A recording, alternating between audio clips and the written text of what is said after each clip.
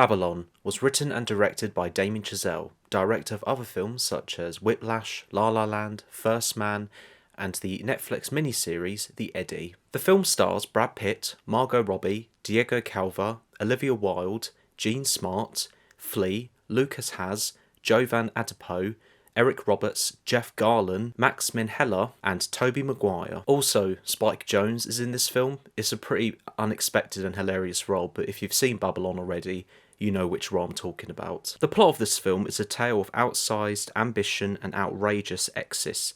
It traces the rise and fall of multiple characters during an era of unbridled decadence and depravity in early Hollywood. I was absolutely excited for Babylon. Damien Chazelle making a film about Hollywood, showing lots of ambition, carnage, and of course music. Now that I've seen Babylon, I can say that I found the film to be extremely energetic and also exhausting.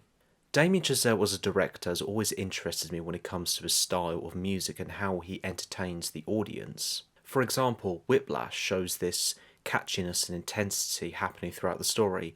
I had very similar feelings from Babylon as well. And again, the music really works from Damien Chazelle's directing. It's definitely a technical strength that Chazelle has for creating a personality for his films. Babylon has an excellent cast with some fantastic performances, and the standout for me would have to be from Margot Robbie.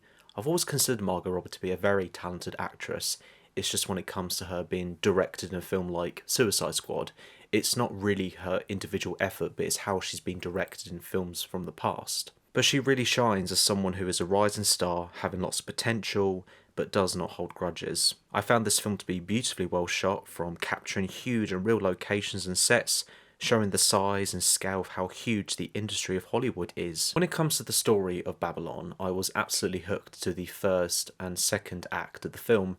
However, by the time I got to the third act, feeling already pretty exhausted, I felt like it dragged on completely, and of how little should have been shown, which does not help the 3 hour and 9 minute duration. I do think the main problem with Babylon was it was way too long, and I think it did overstay its welcome. But with the first and second act, I felt it did a great job showing this constant change Hollywood is.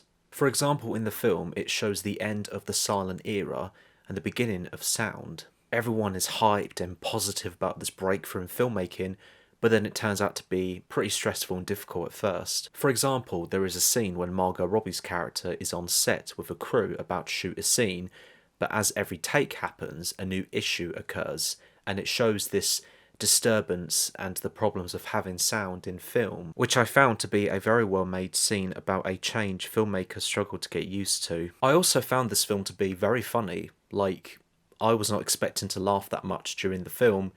There is lots of moments from the elephant, Brad Pitt thinking and pretending to be that he's Italian, and just everyone is just so on edge and crazy a lot when they're trying to make a scene, showing how intense it is to make a film, but it's very over-exaggerated, but I think that works when it comes to the humour, and also some pretty dark humour with some grotesque and shocking moments as well. It is definitely a film that's not afraid to push the limits. I felt the experience of watching Babylon reminded me of a mixture of Paul Thomas Anderson's Boogie Nights, Martin Scorsese's The Wolf of Wall Street, and Quentin Tarantino's Once Upon a Time in Hollywood. Just like those films, as I mentioned, Babylon is energetic, busy, insane, sometimes shocking, and in the end it's exhausting. Overall, Babylon was a film I found to be a blast with a weak final act.